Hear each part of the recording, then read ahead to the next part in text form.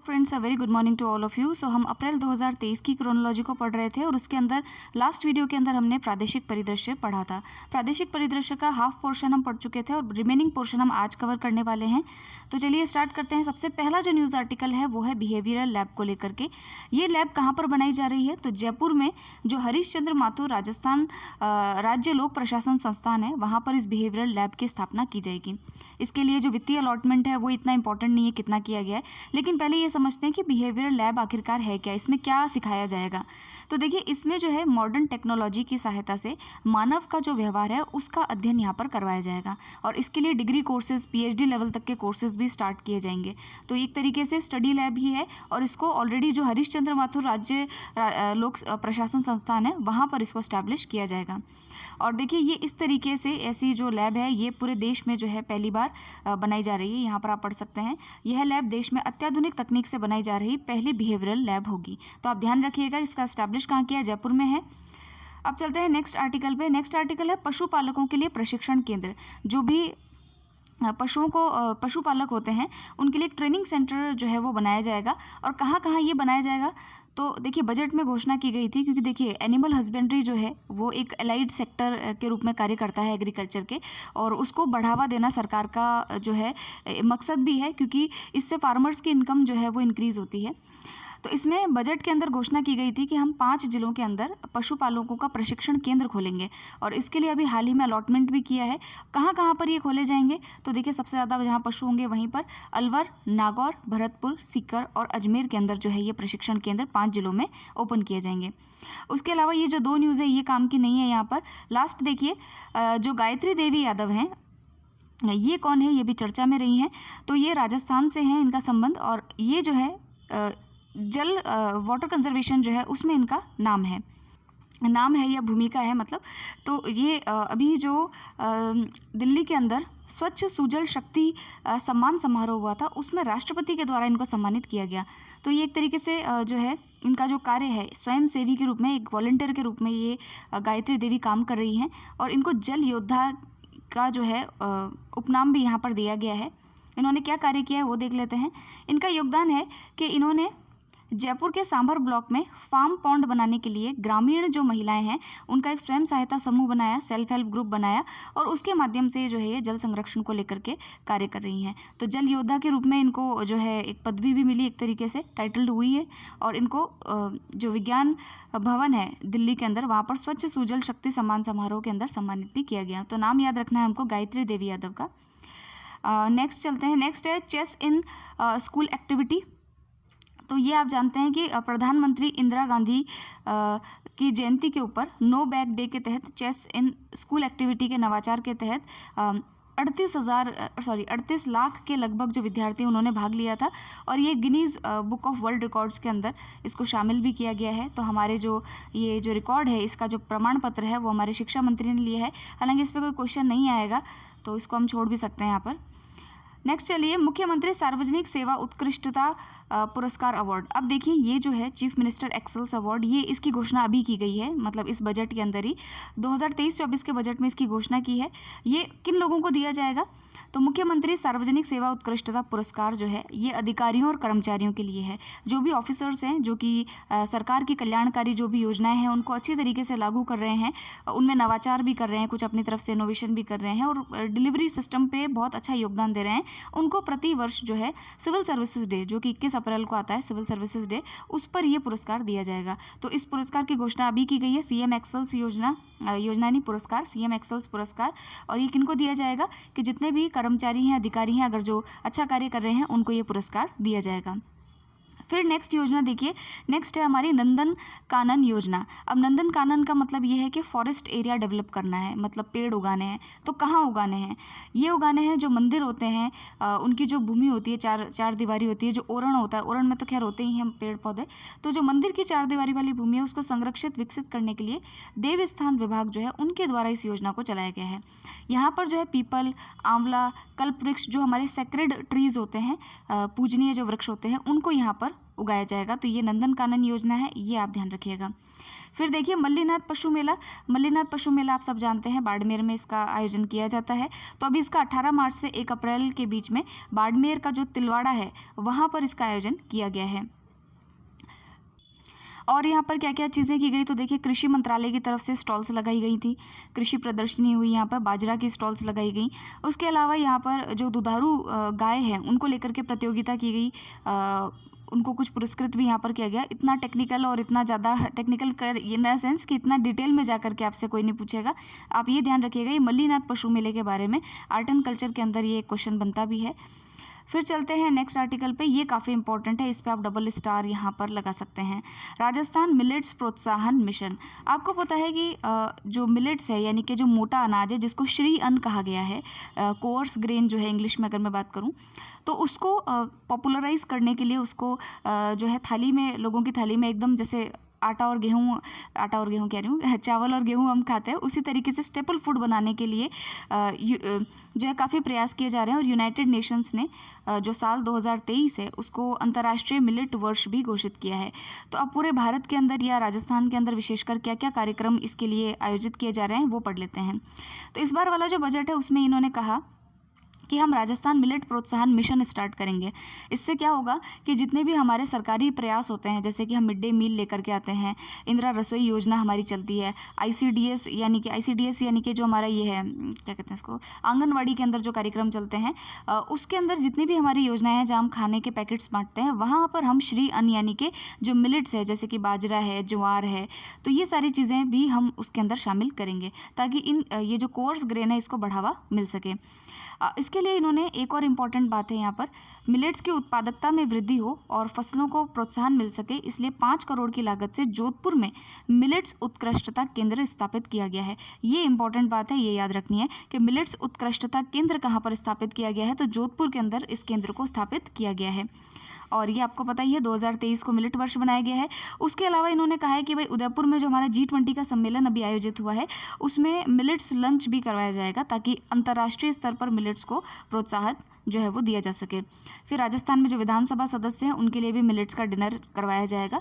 तो ये मिलेट्स को लेकर के ये इंपॉर्टेंट है। आप एक्सीलेंस सेंटर यानी उत्कृष्टता केंद्र जोधपुर में स्थापित किया है, इसको तो भूलना नहीं है, इसको याद रखना है। फिर देखिए यहाँ पर अंतर्राष्ट्रीय होली महोत्सव, तो ये होली आपको पता है पर्यटन नगरी जहाँ पर सबसे ज़्यादा फॉरेनर्स आते हैं पुष्कर के अंदर, वहाँ जो हमारा टूरिज्म डिपार्टमेंट है उनके द्वारा इसको आयोजित किया गया। एमएसएमई का उद्योग मेला, तो ये कहाँ पर आयोजित किया गया। एमएसएमई आप जानते हैं जो मीडियम स्मॉल इंडस्ट्रीज़ होती हैं, कुटीर उद्योग होते हैं, सबसे ज़्यादा हमारे एम्प्लॉयमेंट के अंदर रोज़गार देने में सबसे ज़्यादा योगदान एमएसएमई उद्योग का है। तो इससे संबंधित अगर कोई भी योजना भी आती है तब भी आप उसको याद रखिएगा। फिर देखिए यहाँ पर अभी इसका मेला औद्योगिक प्रदर्शनी लगाई गई इनके सामानों की, तो ये कहाँ पर आयोजित किया गया, कोटा के अंदर जो दशहरा मैदान है वहाँ पर जो है एमएसएमई उद्योग मेला का आयोजन किया गया। फिर है वीर तेजाजी कल्याण बोर्ड, तो ये वीर तेजाजी कल्याण बोर्ड जो है ये सामाजिक न्याय और अधिकारिता विभाग के द्वारा इस बोर्ड का गठन किया गया है 2 मार्च को, और इसके अंदर 9 सदस्य होंगे, 9 गैर सरकारी सदस्य होंगे जिसमें 1 अध्यक्ष, 2 उपाध्यक्ष और 7 सदस्य शामिल होंगे।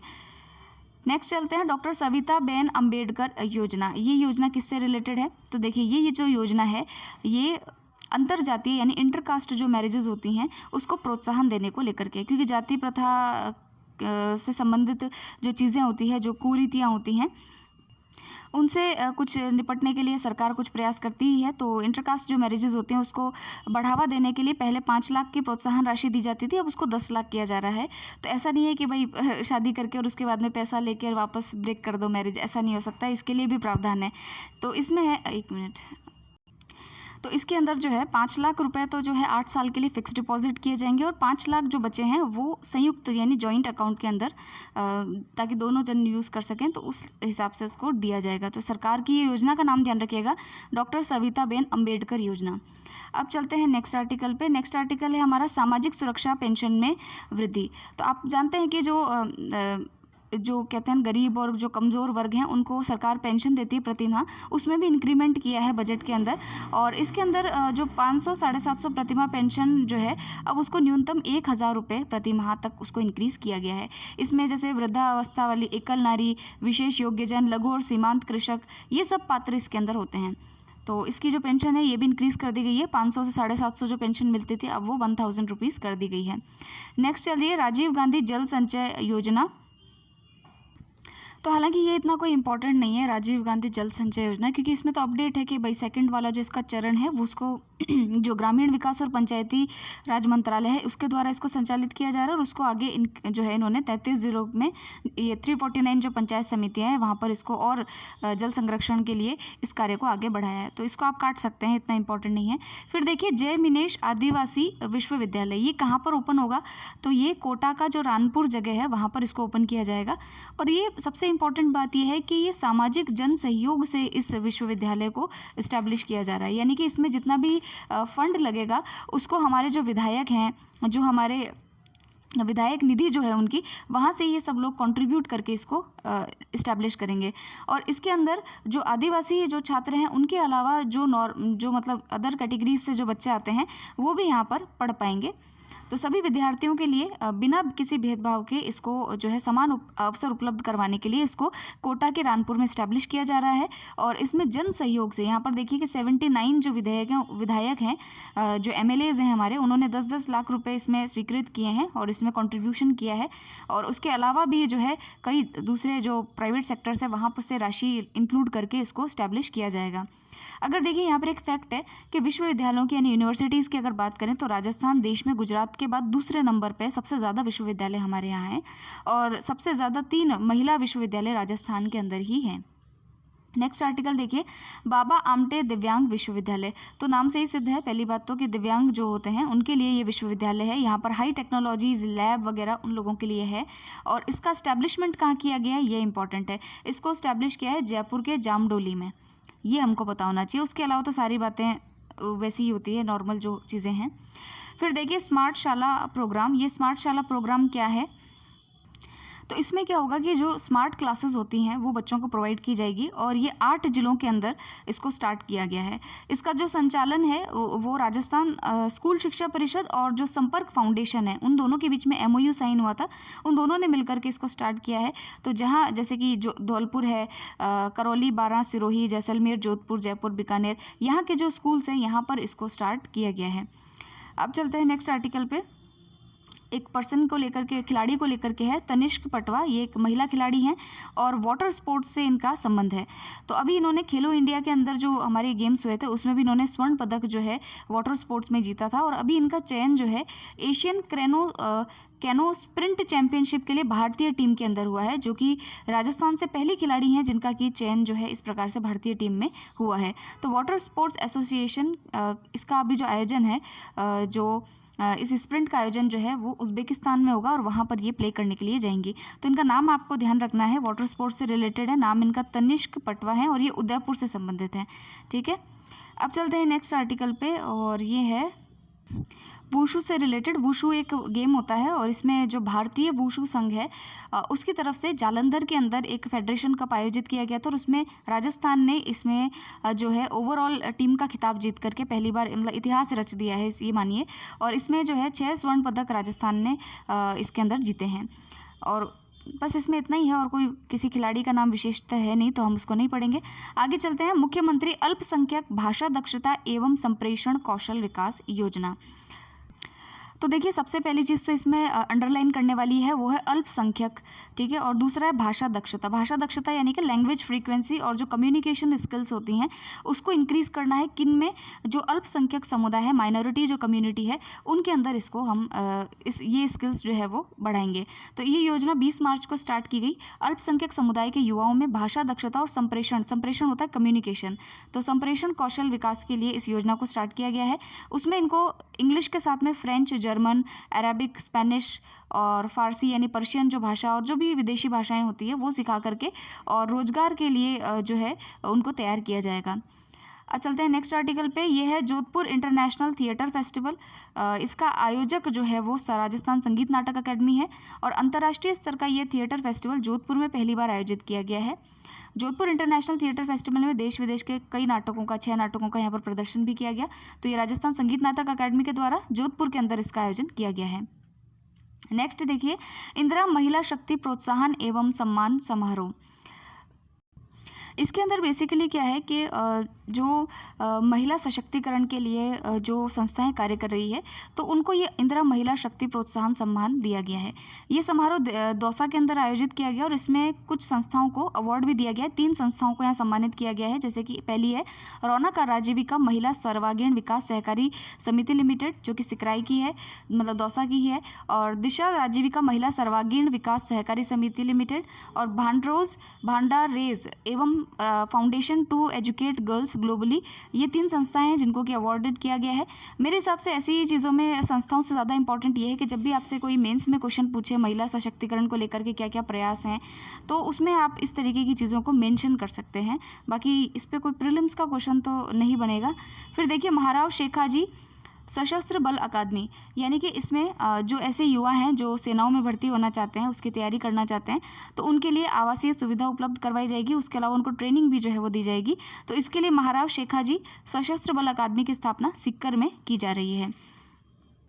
सो यहाँ पर देखिए कि इस अकादमी के भवन का जो निर्माण है वो RSRDC के माध्यम से कराया जाएगा, और 11th और 12th क्लास के जो फिर 50-50 जो बच्चे हैं उनको यहाँ पर हर साल प्रवेश दिया जाएगा और उनको प्रिपरेशन करवाई जाएगी आर्म्ड फोर्सेज में जाने के लिए। उसके अलावा बजट में और भी कहा गया है कि हर संभाग स्तर पर, यानी जो सब डिवीज़न लेवल है, वहाँ पर जो है इस प्रकार के जो ट्रेनिंग सेंटर्स हैं, जो बच्चों को यहाँ पर ट्रेनिंग सेंटर नहीं कहेंगे, एक तरीके से जो आवासीय ऐसे विद्यालय हैं जो यहाँ पर इनको सिखाएंगे, वो जो है प्रिपरेशन जो करवाने वाले जो इंस्टीट्यूट है उनकी स्थापना यहाँ पर की जाए, तो उसके लिए बजट में भी घोषणा की गई है। फिर देखिए राजस्थान को पर्यटन क्षेत्र में पुरस्कार दिया गया है। तो travel and tourism annual conference and awards में जो है राजस्थान को पुरस्कृत किया गया है, और ये जो श्रेणी है वो है मेलों और त्योहारों और प्रचार फिल्म पर्यटन की जो श्रेणियाँ हैं उसमें राजस्थान को ये पुरस्कार दिया गया है। और उक्त पुरस्कार राष्ट्रीय राजधानी क्षेत्र के गुड़गांव में आयोजित किए गए थे। फिर देखिए नेक्स्ट आर्टिकल काफ़ी इंपॉर्टेंट है, राजस्थान मिलेट कॉन्क्लेव को लेकर के। सो फ्रेंड्स, यहाँ पर सबसे पहली चीज़ तो जानने वाली ये है कि जो ये मिलेट कहाँ गया, हाँ, राजस्थान मिलेट कॉन्क्लेव है, इसका आयोजन अभी मार्च के अंदर दुर्गापुरा के अंदर जो कृषि प्रबंधन संस्थान है वहाँ किया गया। दूसरी बात, यहाँ पर 2 ऐप्स लॉन्च किए गए हैं, ये ऐप याद होना चाहिए आपको। पहला ऐप तो है राजस्थान या राज किसान सुविधा ऐप। इसके अंदर क्या होगा कि जितने भी कृषि उद्यानिकी पशुपालन और कृषि विपणन से संबंधित जो योजनाएं हैं, वो सभी योजनाएं ऑनलाइन उनकी जानकारी दी जा सकेगी। और इस ऐप के माध्यम से जो कृषक विभागीय योजनाओं में आवेदन और आवेदन की जो प्रकृति की जो नई नई अपडेट्स होती हैं वो भी जो है लोगों को मिल पाएगी।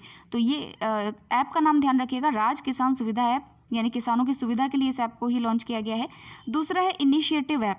ये जो ऐप है अंतर्राष्ट्रीय मिलेट वर्ष के अंतर्गत आयोजित इस कॉन्क्लेव में कृषि विपणन राज्य मंत्री ने इनिशिएटिव ऐप का भी जो है विमोचन किया है, और इसमें भी मिलेट से संबंधित ही जानकारियाँ होंगी, इसमें ज़्यादा डिटेल दे नहीं रखी है। तो दोनों ऐप का नाम आपको ध्यान रखना है। राज किसान ज़्यादा इंपॉर्टेंट है, राज किसान सुविधा ऐप किससे संबंधित है ये आपको पता होना चाहिए।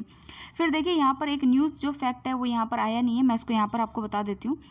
बाड़मेर का जो गुड़ामलानी क्षेत्र है वहाँ पर क्षेत्रीय बाजरा अनुसंधान स्टेशन की स्थापना की जाएगी, और इसके लिए बजट और लैंड जो है वो दोनों को ही अलॉट किया गया है। तो ये ध्यान रखिएगा कि बाजरा अनुसंधान स्टेशन की स्थापना कहाँ की जा रही है, तो बाड़मेर के गुड़ामलानी के अंदर जो है वो की जा रही है। अब चलते हैं हम हमारे न्यूज़ इन शॉर्ट्स पे। तो अब हमको जो वन लाइनर है उनको देख लेते हैं। मार्च 2023 में महेंद्रगढ़ हरियाणा में 9वीं सीनियर राष्ट्रीय महिला कबड्डी चैंपियनशिप आयोजित की गई थी, और इसका जो फाइनल है वो अभी हरियाणा ने किस टीम को हराकर इसका फाइनल जीता है, तो एक मिनट, हाँ, तो यहाँ देखिए आप कि मार्च 2023 में महेंद्रगढ़ हरियाणा में संपन्न सीनियर राष्ट्रीय महिला कबड्डी चैंपियनशिप, उसके अंदर राजस्थान को कौन सा पदक मिला है, तो राजस्थान को इसके अंदर कांस्य यानी कि ब्रॉन्ज मेडल जो है वो जीता गया है। फिर देखिए 3rd नंबर का जो बीजेपी के सीपी जोशी हैं उनको राजस्थान का प्रदेशाध्यक्ष नियुक्त किया गया है। ये किस सीट से हैं, तो ये चित्तौड़गढ़ की जो लोकसभा सीट है वहाँ से ये सांसद हैं। फिर देखिए नेक्स्ट है श्री कर्ण नरेंद्र कृषि विश्वविद्यालय, कहाँ पर है ये, जोबनेर के अंदर है, हमारे जयपुर में जोबनेर के अंदर है। यहाँ पर मिलेट उत्पादन प्रसंस्करण और मूल्य संवर्धन आधारित एग्री बिजनेस कॉन्क्लेव का आयोजन किया गया है। तो ये जो है कहाँ पर किया गया है, तो वहाँ पर ही जो कृषि अनुसंधान केंद्र दुर्गापुरा, वहाँ पर इसका आयोजन किया गया है, जो हमने अभी पढ़ा था। फिर देखिए जो हमारी राज्य सरकार है उन्होंने कर्मचारियों का जो पेंशनर्स वगैरह जो है उनके महंगाई भत्ते में जो है वो 4% का इंक्रीमेंट किया है। अब उनका जो महंगाई भत्ता वो कितना परसेंट हो गया 4% इंक्रीमेंट के बाद, तो 42% का इंक्रीमेंट जो है वो अब इनको मिलेगा। फिर देखिए कि हमारे डॉक्टर देवेंद्र कुमार हैं, उनका संबंध किस जिले से है राजस्थान के, जिनको कि अभी ओडिशा के अंदर all India public sector golf championship में सर्वश्रेष्ठ गोल्फर का पुरस्कार ये जीत करके लाए हैं। तो ये जयपुर से संबंधित हैं। केंद्र सरकार का digital India land record monetisation programme के तहत राज्य की कितनी तहसीलों को ऑनलाइन किया गया है, तो इसमें 385 जो हमारी तहसीलें हैं वो ऑनलाइन की गई हैं। फिर देखिए राज्य सरकार के द्वारा प्रदेश के 16 जिलों के कितने गांवों को अभावग्रस्त घोषित किए जाने की सूचना जारी की गई है, तो करीबन 8000 जो गांव हैं हमारे वो अभी अभावग्रस्त घोषित किए गए हैं राज्य सरकार के द्वारा। फिर देखिए बाल विवाह जो होते हैं उनको उनकी रोकथाम के लिए अभी एक जागरूकता कार्यक्रम जयपुर में चलाया गया है। ये अभियान कब से कब तक के लिए है, तो ये 1 अप्रैल से 30 जून 2023 तक के लिए इस अभियान को चलाया जाएगा। फिर है राजस्थान 4 वर्ष के बाद आईपीएल की मेज़बानी करेगा, और ये तो बड़ा सिंपल सा है। आईपीएल अगर हमारे यहाँ होते हैं तो कहाँ पर इसका आयोजन होता है, सवाई मानसिंह जो स्टेडियम है जयपुर में, वहाँ पर ये आयोजन किया जाता है। फिर देखिए कि हमारे यहाँ पर इंडस्ट्रीज़ कनेक्ट 2023 एक कॉन्क्लेव का आयोजन किया गया था। इसमें राजस्थान कौशल एवं आजीविका विकास निगम की ओर से इसको आयोजित किया गया था, और ये भिवाड़ी अलवर के अंदर आयोजित किया गया है। फिर देखिए जल जीवन मिशन के तहत 8000 जल कनेक्शन देकर राजस्थान प्रतिदिन जल कनेक्शन देने में देश के कौन से स्थान पर ये है, तो हम जो जल जीवन मिशन है जो क्या था वो नल जल से नल ऐसा करके कुछ जो मिशन है, यानी कि जो टैप कनेक्शंस प्रोवाइड करवाने थे, उसके अंदर हम 3rd पोजीशन के अंदर पूरे देश में आते हैं। फिर है राजस्थान हस्तशिल्प कलाएं एवं उसका अंग्रेजी अनुवाद दी हैंडीक्राफ्ट ऑफ राजस्थान के लेखक कौन है, यह है पन्नालाल मेघवाल जो पूर्व संयुक्त निदेशक सूचना एवं जनसंपर्क विभाग से संबंधित हैं। ये करनी सेना के ये को नहीं पूछेगा कोई। फिर है भादरा शहरी पेयजल योजना का संबंध किस जिले से है, जिसके बजट की घोषणा के अनुसरण में इतने करोड़ रुपयों को मंजूरी दी गई है। तो ये भादरा शहरी पेयजल योजना कौन से जिले से, भादरा आपको पता है ये कहाँ पर पड़ता है, हनुमानगढ़ में है, तो आप इसका भी आइडिया लगा सकते हैं। फिर है प्रदेश में कैटल फीड प्लांट की स्थापना कहाँ की जाएगी, जिसके लिए राशि डिस्ट्रिक्ट मिनरल फाउंडेशन ट्रस्ट के माध्यम से व्यय की जाएगी। तो ये देखिए जो कैटल फीड प्लांट है इसकी स्थापना उदयपुर और नाथद्वारा के अंदर की जाएगी। फिर है कौशल नियोजन एवं उद्यमिता विभाग की ओर से 2 दिवसीय मेगा जॉब फेयर भरतपुर में, ये भी छोड़िए, ये भी काम का नहीं है। अखिल भारतीय राज्य नागरिक प्रशासनिक सेवा महासंघ का कौन सा अधिवेशन जयपुर में आयोजित किया गया, तो 16वां अधिवेशन हमारे जयपुर में आयोजित हुआ है। जोधपुर के KN चेस्ट चिकित्सालय के अतिरिक्त प्रदेश के किन अन्य चिकित्सालयों में सिलिकोसिस विंग की स्थापना की जाएगी। सिलिकोसिस क्या होता है कि जो माइंस होती हैं, खान जो होता है उसके अंदर जो मजदूर कार्य करते हैं, तो वो जो वहाँ का वो रेत टाइप की डस्ट वगैरह जो उनके जो चेस्ट में जो जम जाती है उससे काफ़ी डेथ भी होती है, और सिलिकोसिस के लिए तो एक पॉलिसी भी लेकर के आई है गवर्नमेंट। तो इसके लिए इन्होंने एक और प्रयास किया है कि जितने भी चिकित्सालय हैं वहाँ पर सिलिकोसिस विंग की स्थापना भी की जाएगी। तो ये जवाहरलाल नेहरू चिकित्सालय अजमेर के अंदर अभी हाल ही में इसकी स्थापना की गई है। फिर RTDC के द्वारा पैलेस ऑन व्हील के प्रमोशन और ब्रांडिंग के लिए किस पहल का आयोजन किया गया है, जिसमें नामी पत्रकार, प्रमुख टूर एंड ट्रैवल एजेंसी के प्रतिनिधियों के साथ की कई फिल्म कलाकार भी शामिल होंगे। तो इस पहल का नाम दिया गया है फेम टूर। तो हम जो हमारी पैलेस ऑन व्हील से इसको पॉपुलराइज करना चाहते हैं। जयपुर में 4 दिवसीय संभाग स्तरीय आरोग्य मेले का आयोजन किस अवधि में किया गया, ये भी काम का नहीं, छोड़िए इसको। नेक्स्ट चलते हैं। अब देखिए कि बजट के अंदर घोषणा की गई है कि 80% या इससे अधिक दिव्यांगता वाले जो विशेष योग्य जन हैं उनको अगर कोई जीवन साथी बनाता है तो उनको आर्थिक सहायता पहले 50,000 रुपये दी जाती थी, तो अब वो सहायता बढ़ा करके 5 लाख रुपये कर दी गई है। फिर नेक्स्ट देखिए कि हमारा जो प्रदेश का कौन सा ऐसा चिकित्सालय है जहाँ पर टर्मिनल डिजीज से संबंधित पैलिएटिव मेडिसिन विभाग की स्थापना की जाएगी। तो ये हमारा अजमेर के अंदर जो चिकित्सा महाविद्यालय है वहाँ पर जो है टर्मिनेटिव डिजीज़ के लिए यहाँ पर इस प्रकार का जो पैलिएटिव मेडिसिन विभाग है उसकी स्थापना की जाएगी। फिर देखिए बजट के अनुपालन में किस चिकित्सालय में रोबोटिक सर्जरी यूनिट स्थापित की जा रही है, तो जोधपुर का जो मथुरादास MDM हॉस्पिटल जो है वहाँ पर रोबोटिक सर्जरी के लिए एक यूनिट जो है वो स्टैब्लिश की जाएगी। फिर देखिए सावित्रीबाई फुले वाचनालय स्थापित किए गए हैं, यानी कि पुस्तकालय, और ये ब्लॉक मुख्यालयों पर खोले जाएंगे, ये इतना इम्पोर्टेंट नहीं है। फिर तो देखिए यहाँ पर 2 सरपंच हैं जो कि चर्चा में है। एक तो कुम्हेर भरतपुर के ग्राम है थेरावार, वहाँ के सरपंच हैं जिनका नाम है सावित्री यादव, और इनको अंतर्राष्ट्रीय समरसता मंच के द्वारा अंतर्राष्ट्रीय नारी शक्ति शिरोमणि अवार्ड से दिल्ली के अंदर सम्मानित किया गया। और दूसरी जो है उनका नाम है आशा कुमारी लोधा, और ये भरतपुर की हैं और सोन गांव से हैं। और इनको जो है अंतर्राष्ट्रीय समरसता मंच की ओर से नेपाल के उपराष्ट्रपति के द्वारा अंतर्राष्ट्रीय नारी शक्ति शिरोमणि पुरस्कार से सम्मानित किया गया। तो दोनों जो सरपंच हैं वो काफ़ी चर्चा में रही। फिर सुशीला कुमारी राजस्थान की किस रियासत की राजमाता थी जिनका भी हाल ही में निधन हुआ? तो बीकानेर की थी। फिर जोधपुर स्थित थल सेना की कोणार्क कोर डेजर्ट अरेनर्स की पहली महिला कमांडिंग अफसर किसे नियुक्त किया गया? तो कर्नल मधु राणा जो हिमाचल प्रदेश से हैं उनको नियुक्त किया गया है। वनस्थली विद्यापीठ ने अपने विद्यार्थियों शिक्षकों को प्रौद्योगिकी के क्षेत्र में ट्रेनिंग उपलब्ध कराने के लिए किस संस्था के साथ एमओयू किया है? तो Rajiv Gandhi centre for advance technology जो आरकेट है जयपुर के अंदर स्थापित है उसके साथ में इन्होंने जो है वो एमओयू साइन किया है। फिर देखिए कि जो नरेगा है उसमें 100 दिवस का कार्य पूर्ण करने के बाद प्रदेश के परिवारों को किस योजना के तहत स्थायी रूप से अतिरिक्त 25 दिन का रोजगार और मिलेगा? तो ये मुख्यमंत्री ग्रामीण रोजगार गारंटी योजना के तहत 25 दिन का अतिरिक्त रोजगार भी इनको दिया जाएगा। फिर देखिए मुख्यमंत्री ने विशेष योग्यजनों के अलावा ऐसा कौन सा समुदाय है जिनको कि 100 दिवस के स्थान पर 200 दिवस का रोजगार उपलब्ध कराने का निर्णय लिया है? तो ये काफ़ी इंपॉर्टेंट बात है। 100 डेज तो पूरे सेंट्रल गवर्नमेंट के उसमें एक्ट में ही दे रखा है, लेकिन राजस्थान सरकार और आगे बढ़कर 200 दिन का रोजगार उपलब्ध करवाएगी। तो कथौड़ी और जो सहरिया जनजाति है उनको ये प्रोवाइड किया जाएगा।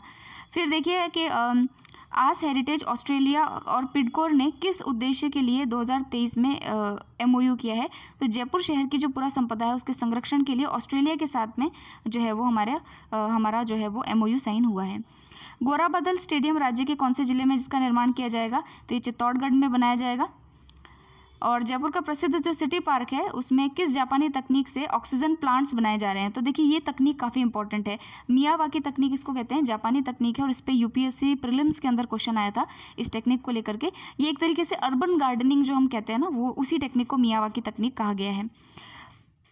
फिर देखिए कि जो राज्य सरकार की जल कल्याणकारी योजनाओं की जानकारी आम जन तक पहुंचाने के लिए जो हमारा आर्थिक और सांख्यिकी विभाग है उनके द्वारा राजीव गांधी युवा मित्र कार्यक्रम के तहत ट्विटर स्पेस पर कौन सा कार्यक्रम चलाया जा रहा है? तो ट्विटर पे इन्होंने एक कार्यक्रम चलाया जिसका नाम है काम री बाता चौपाल पर। ठीक है। फिर देखिए प्रदेश में artificial intelligence of things innovation hub की स्थापना कहाँ पर की जाएगी? तो जोधपुर में की जाएगी। काफ़ी इंपॉर्टेंट है, इसको आप याद रखिएगा कि आर्टिफिशियल इंटेलिजेंस ऑफ थिंग्स जो है उसकी जो स्थापना है उस हब की स्थापना जोधपुर में की जाएगी। फिर देखिए मुख्यमंत्री ने अभी मंजूरी दी है सामाजिक सुरक्षा के तहत दी जाने वाली जो मासिक पेंशन योजना है उसको 500 से जो 500 रुपये 750 रुपये महीना होती है उसको 1000 रुपये प्रति महीना किया जाएगा। फिर स्पाइडर इंडिया संस्था के द्वारा स्पाइडर मीट का आयोजन जैसलमेर में किया गया। इस वैज्ञानिक बैठक का विषय क्या था? तो इसका विषय था spider around desert national park in some. ठीक है।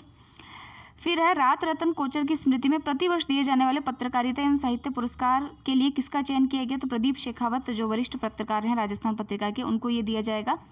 टाटा मोटर्स ने गंगानगर वाहन उद्योग की साझेदारी से राजस्थान की पहली रजिस्टर्ड व्हीकल स्क्रैपिंग फैसिलिटी कहाँ से स्टार्ट की है? तो ये जयपुर से स्क्रैपिंग फैसिलिटी को स्टार्ट किया गया है। फिर ठीक है, बस अब इसमें इतना ही है। Rajiv Gandhi centre for IT development and governance की स्थापना अभी हाल ही में कहाँ की जाएगी? तो ये जयपुर में स्थापित किया जाएगा। तो ये था फ्रेंड्स हमारा राजस्थान का प्रादेशिक परिदृश्य और इसके अंदर हमने ऑलमोस्ट सभी न्यूज़ को कंप्लीट कर लिया है। तो और भी आप चीज़ें फ़िल्टर कर सकते हैं इसमें, जैसे मैंने कुछ चीज़ें नहीं पढ़ने की थी लेकिन उसको भी यहाँ पर कर दिया है आप लोगों के लिए। तो आप इस वन लाइनर के अंदर काफ़ी चीज़ें आपको और भी फ़िल्टर कर लेनी चाहिए मेरे हिसाब से, जो नहीं आनी चाहिए एग्ज़ाम में। फिर देखिए कि अब हम नेक्स्ट जो वीडियो में मिलेंगे उसमें हम पुरस्कार और सम्मान वाला पोर्शन करेंगे और फिर खेल परिदृश्य और ऐसे करके मैगजीन जो है अभी 3-4 वीडियोज़ और इसमें लगेंगे हमारे। तो जल्दी इसको कंप्लीट करेंगे और इसका पीडीएफ जो है वो भी आपको जल्दी ही दे दिया जाएगा टेलीग्राम चैनल पे। तो आप टेलीग्राम चैनल ज़रूर से ज्वाइन कर लीजिएगा, वहाँ पर आपको इसका पीडीएफ अवेलेबल हो जाएगा। सो मिलेंगे नेक्स्ट वीडियो के अंदर। Thank you very much.